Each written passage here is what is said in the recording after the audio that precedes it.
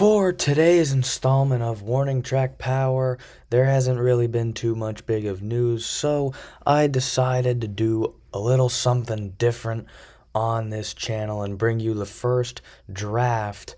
Eventually, I will get my friends on here and we will do some of these with each other, but for now, it is me versus Google Gemini AI, and I picked 5 pitches from the MLB players' arsenals and made my ideal pitcher for 2026 season.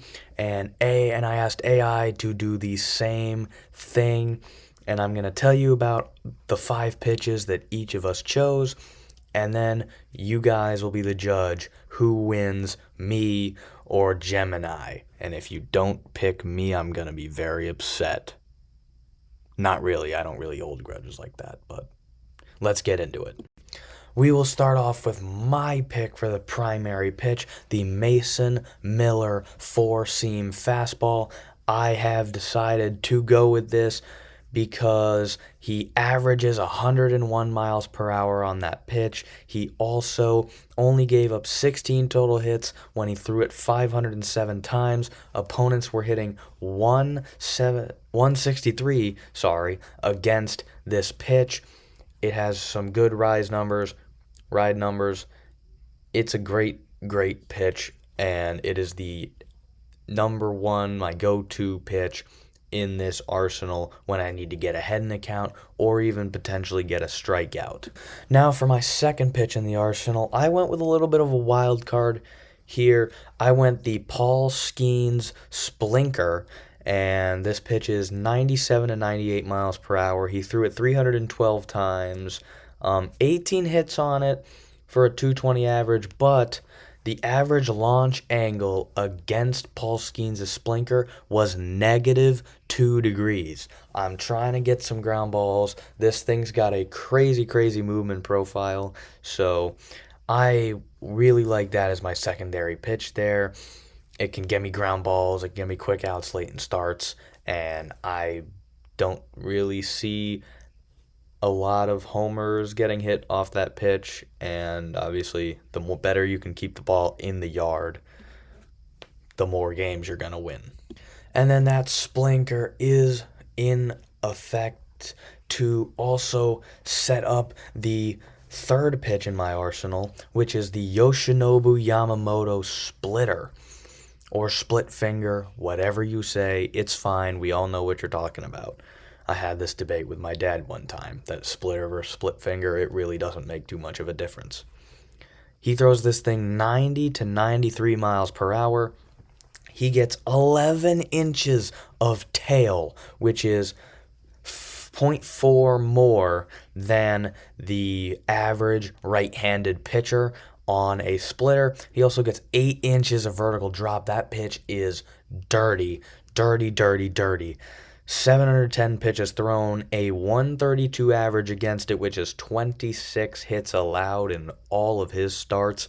This was a fantastic pitch. It's my first off speed, and I really do think that it is one of the best pitches, if not the best splitter in baseball. Now, I don't have a breaking ball in my arsenal yet, but that will not stay that way, as for my next pitch, I will be going with what I think is one of the best breaking balls in the sport, in Garrett Crochet's Sweeper. Am I a fanboy of the Red Sox and love Garrett Crochet because he was second in AL Cy Young voting last year?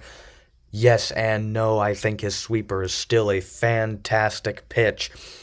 He threw it 503 times. He only gave up 22 hits on it, which was good for a 126 opponent batting average against that pitch. 4 inches more drop than the average left-handed pitcher. 0.8 inches more of break average than the left-handed pitchers. He has a 50% strikeout rate on that pitch. So if you get in a 2-strike count, he throws you the sweeper half the time you're striking out. That is insane.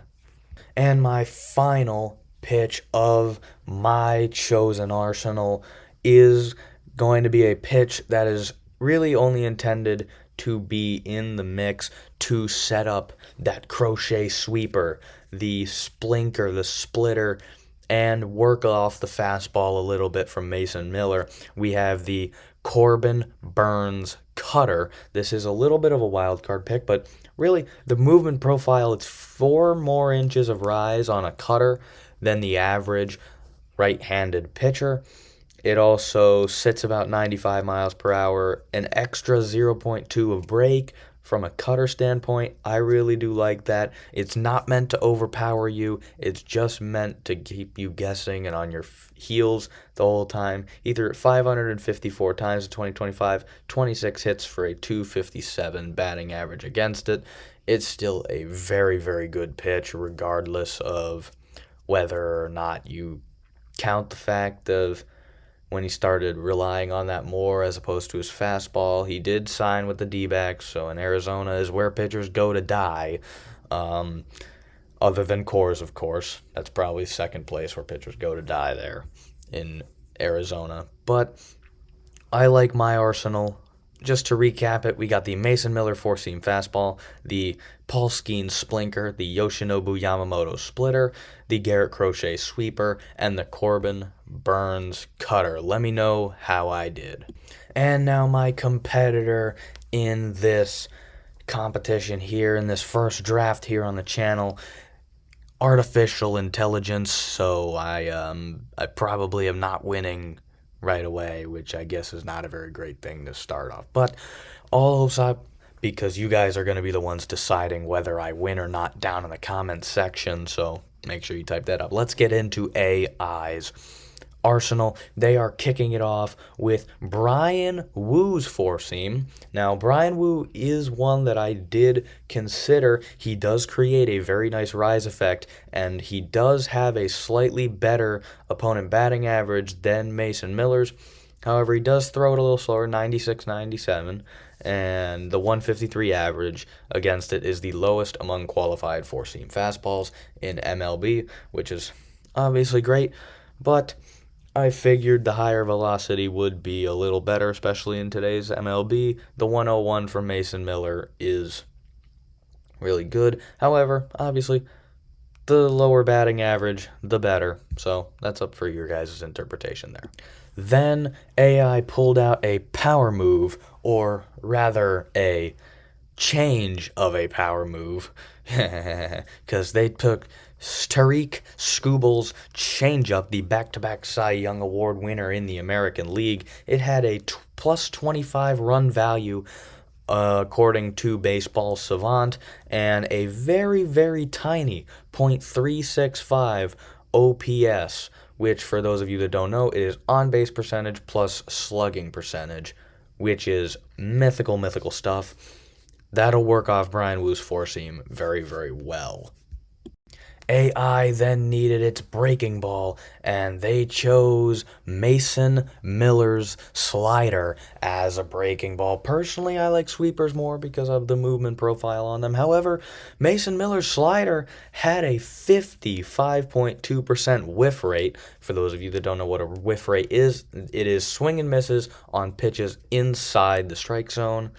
He threw it hard. He did throw an immaculate inning back in, whatever month it was when he threw an immaculate inning against the Orioles, and he threw all sliders. That is 9 sliders, 9 strikes, 3 strikeouts for Mason Miller.